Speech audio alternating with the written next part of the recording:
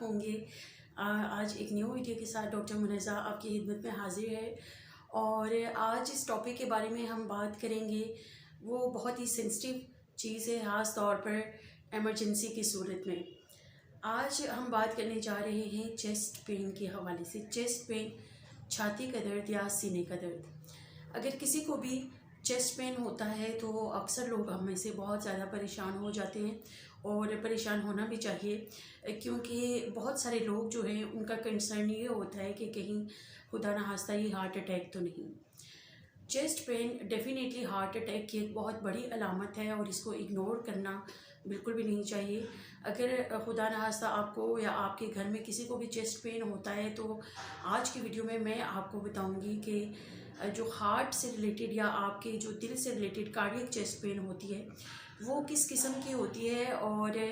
इसके non cardiac जो causes हैं, यानी कि जो चेस्ट पेन हार्ट या दिल के अलावा दूसरी वजूहात की बिना पर होती है वो किस तरह की होती है। कैसे आप डिफ्रेंशिएट कर सकते हैं चेस्ट पेन को कि इसका कार्डियक कॉज है या नॉन कार्डियक कॉज है, और फिर अगर ये चेस्ट पेन होती है तो इसको किस तरह से आप मैनेज कर सकते हैं और बर वक्त इसको जो है तशख़ीस करके इसका जो है इलाज कर सकते हैं। क्योंकि जो हार्ट अटैक है उसमें टाइम बहुत ज़्यादा इम्पॉर्टेंट एक फ़िनोमेना है जो कि मैटर करता है, और जो हार्ट अटैक के या दिल का दौरा पड़ने के जो इब्तदाई घंटे चंद घंटे होते हैं वो बहुत ज़्यादा मरीज़ के लिए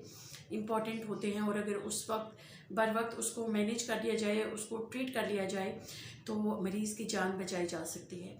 तो जनाब, बढ़ते हैं वीडियो की जानिब। मैं आपको ये बताती चलूँ कि चेस्ट पेन, सबसे पहले आपको ये पता होना चाहिए कि तमाम चेस्ट पेन जो है या हर किस्म का जो सीने का दर्द है, ज़रूरी नहीं कि वो दिल की वजह से या हार्ट अटैक की वजह से हो। दिल के दर्द की या दिल के चेस्ट पेन की बहुत सारी बेशुमार वजूहात हो सकती हैं। पहले मैं टिपिकली आपको वो अलामात बताऊंगी जो कि कार्डियक हैं या जो दिल के दौरे में या हार्ट अटैक में आपको चेस्ट पेन जिस किस्म की होती है। जो भी चेस्ट पेन दिल के से रिलेटेड होती है या हार्ट अटैक से रिलेटेड होती है वो डेफिनेटली आपको इस तरह महसूस होगा कि जैसे सीने के अंदर बहुत प्रेशर बिल्टअप हो रहा है और एक बोझ किसी कैफियत जो है वो सीने में आपको महसूस होती है। इसके अलावा फिर हम देखते हैं कि ये सीने का जो दर्द है ये मुख्तलिफ जगहों पे जा सकता है, जो कि आपके जबड़े में, आपकी गर्दन में, आपके कंधों की तरफ और आपके बाजू की तरफ, ख़ास तौर पे जो लेफ़्ट आर्म है उसमें ये सीने का दर्द जो है जाता हुआ महसूस होता है। फिर उसके अलावा आपको ये 1-2 मिनट का हो सकता है। इसका दौरानिया जो है वो 1 या 2 मिनट का हो सकता है। फिर जनाब, इसके साथ मरीज़ कुछ टिपिकली ख़ास तौर पे जो मरीज़ शुगर के या ब्लड प्रेशर के मरीज़ होते हैं उनको सांस की तकलीफ़ भी हो सकती है, यानी कि उनका सांस फूल रहा होता है या सांस लेने में दुश्वारी होती है, या वो कहते हैं कि जी हम लेटते हुए सांस नहीं ले पा रहे। फिर इसी तरह से उनको मुख्तलिफ़ किस्म की जो जब चेस्ट पेन होती है और अगर वो हार्ट से रिलेटेड है तो उनको ये चेस्ट पेन चलने फिरने से या एक्सरसाइज से मज़ीद ख़राब हो जाती है, यानी कि मज़ीद बढ़ जाती है। इसका जो इंटेंसिटी है, इसकी शिद्दत है, वो काम काज करने से या चलने फिरने से, सीढ़ियाँ चढ़ने से और एक्सर्शन करने से मज़ीद उसकी शिद्दत में इजाफ़ा हो जाता है। तो इस तरह की टिपिकल चेस्ट पेन अगर हो तो उसको लाइट ना लीजिए, बल्कि फ़ौरी तौर पर आप किसी भी इमरजेंसी मेडिकल सेंटर में पहुंचने की कोशिश करें ताकि वहां पे आपको बर वक्त मैनेज किया जा सके। अब थोड़ा सा इसके मैनेजमेंट और इसके इलाज के बारे में बताने से पहले मैं आपको चेस्ट पेन के नॉन कार्डियक कॉजेज़, यानी कि वो वजूहात बताती चलूँ जो कि दिल के अलावा दूसरी दीगर वजूहात जो हैं वो थोड़ा सा उन पर बात कर लेती हूँ। दिल के मतलब आप ये समझ लें कि जो सीने का दर्द है या चेस्ट पेन है वो ज़रूरी नहीं कि हर चेस्ट पेन दिल की तकलीफ़ की वजह से ही हो, बल्कि चेस्ट पेन की और भी बेशुमार वजूहात हो सकती हैं, जिसमें से एक बहुत कॉमन रीज़न एपिगैस्ट्रिक पेन हो सकती है, यानी कि आपके मैदे में जो मुख्तलिफ़ किस्म की मैदे की बीमारियां हैं जिसमें अल्सर है, मैदे की तेज़ाबियत है और इस किस्म की जो डिफरेंट गैस्ट्रिक रीज़न्स हैं वो भी एपिगैस्ट्रिक पेन के साथ आपको आ सकती हैं। लेकिन उसमें होता क्या है कि आपने डिफ्रेंशिएट इस तरह करना है या आप फ़र्क इस तरह कर सकते हैं कि ये मरीज़ आपको एक जगह पे पॉइंट करके, उंगली के साथ पिन पॉइंट करके आपको बताता है कि मुझे दिल के या छाती के इस मखसूस हिस्से में दर्द है, यानी कि जब वो लोकलाइज कर देता है और वो पॉइंट करके आपको बता रहा है कि यहाँ पे मुझे चेस्ट में पेन है, तो बहुत ज़्यादा चांस है कि वो दिल की वजह से ना हो, बल्कि उसकी कुछ और वजूहात हो सकती हैं। इसके अलावा अगर आपके गर्दन के मोरों का कुछ मसले हैं, मसले मसाइल हैं, या यानी कि आपकी जो सर्वाइकल स्पाइन है उसकी कुछ बीमारियां हैं, तो उसमें भी चेस्ट पेन के साथ वो पेशेंट प्रेजेंट कर सकता है। फिर अगर ट्रॉमा यानी कि आपको खुदा नास्ता एक्सीडेंट या इस तरह की कोई ट्रॉमेटिक हिस्ट्री है, तो फिर डेफिनेटली पसलियाँ वगैरह डैमेज होती हैं, तो उसमें भी चेस्ट पेन हो सकती है। इसके अलावा चेस्ट इन्फेक्शंस में भी चेस्ट पेन हो सकती है। तो इस तरह चेस्ट पेन की बहुत सारी बेशुमार वजूहात हो सकती हैं, लेकिन ज़रूरत इस बात की है कि चेस्ट पेन को बर वक्त तशख़ीस किया जाए, उसको डायग्नोज करके प्रॉपर उसको मैनेज किया जाए, और इस चीज़ का वेट ना किया जाए कि जी ये चेस्ट पेन, किसी भी चेस्ट पेन को आप लाइट ना लीजिए ये सोचते हुए कि जी इसका नॉन कार्डियक इशू है या ये दिल से नहीं बल्कि दीगर वजूहात की बिना पर है। बल्कि जब आप ये तसल्ली कर लें कि ये चेस्ट पेन दिल की वजह से नहीं है, तो फिर ही आपको सेटिस्फाई होना चाहिए। बाकी अगर आपको ये महसूस होता है कि टिपिकली चेस्ट पेन जो है ये हार्ट की वजह से है, तो फिर आपने घर में जो सबसे पहला काम करना है वो क्या करना है कि आपने मरीज़ को डिस्प्रिन की एक टैबलेट या तो खिला दें,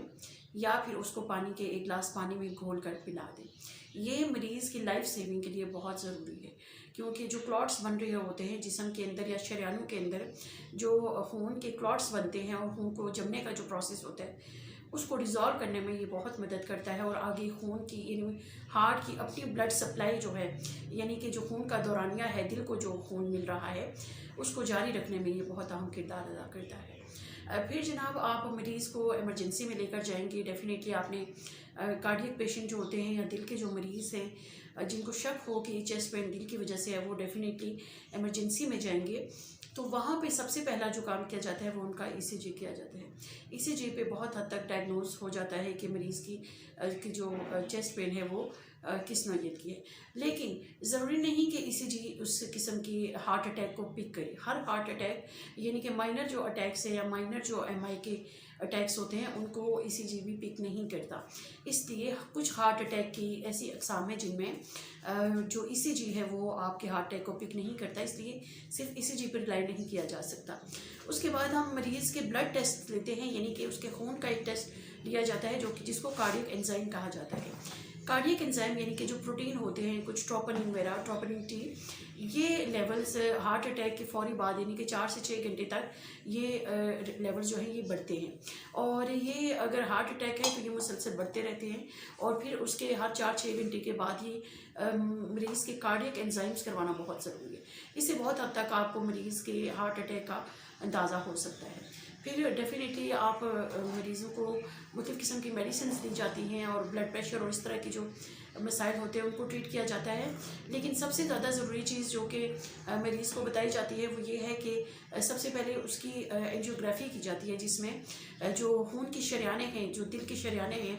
उनको एक कैमरे के ज़रिए उनके अंदर डाई डाल के उनको देखा जाता है कि जी वो कहाँ पे ब्लॉक है। अगर तो उनके अंदर ब्लॉकेट आपको नज़र आती है, यानी कि वो अगर आगे से ब्लॉक हो गई है, तो फिर उनको खोलने का अमल किया जाता है जो कि एंजियोप्लास्टी कहलाता है। तो एंजियोग्राफी का टेस्ट होने के बाद आपको एंजियोप्लास्टी अगर 2 या 3 से ज़्यादा शरियानें आपकी ब्लॉक है, तो फिर डेफिनेटली आपकी स्टेंटिंग और बाईपास जो सर्जरी है वो की जाती है, और उसके अंदर स्टेंट डाल के या मुख्तलिफ दूसरे तरीक़ों से आपकी जो शरियानें हैं उनको खोल दिया जाता है। लेकिन थोड़ा सा मैं एंड में आपको ये बताती चलूँ कि हमें एक हेल्थी लाइफस्टाइल और एक सेहतमंद ज़िंदगी गुजारने के लिए उन तमाम अशिया से परहेज़ करना चाहिए जो कि हार्ट अटैक का या दिल के दौरे का बायस बनती हैं, जिसमें सबसे ज़्यादा ज़रूरी ये है कि आप अपनी खुराक का बहुत ध्यान करें। आप कोलेस्ट्रॉल लेवल को कंट्रोल में रखें, यानी कि आपने बहुत ज़्यादा तली हुई मुरगन अशिया, जंक फूड जो है वो अवॉइड करें, ताकि आपके दिल के जो पट्टे हैं वो मुसलसल काम करते रहें और तंदुरुस्त व तवाना तरीके से आपका दिल जो है वो काम करता रहे और पूरे जिस्म को ब्लड सप्लाई करता रहे। इसके अलावा नमक का कम इस्तेमाल और ब्लड प्रेशर का कंट्रोल जो है वो बहुत ज़रूरी है आपके दिल के पट्टों को मजबूत और तंदुरुस्त रखने के लिए। और साथ ही साथ बाकायदा वर्जिश और स्ट्रेस जो है उसको रिड्यूस करके आप दिल के अटैक से, दिल के मुख्तलिफ़ किस्म के आर्जू से बच सकते हैं। तो फ्रेंड्स, मुझे उम्मीद है कि आपको ये वीडियो अच्छी लगी होगी। मुझे कमेंट सेक्शन में ज़रूर बताइएगा और अपनी दुआओं में